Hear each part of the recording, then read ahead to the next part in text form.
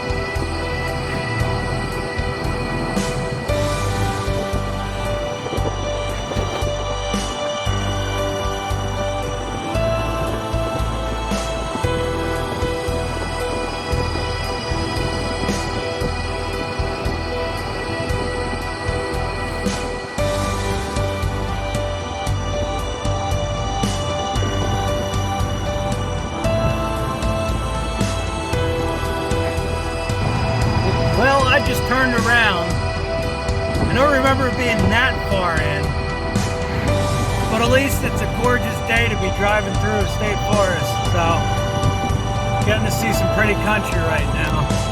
I haven't been through this way in, well, it hasn't been 10 years since I've been through Pine Grove, but it's been about 10 years since I've been to that fishing hole. So,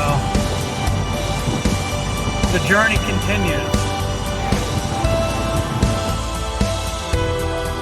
Well, can't remember if this is it.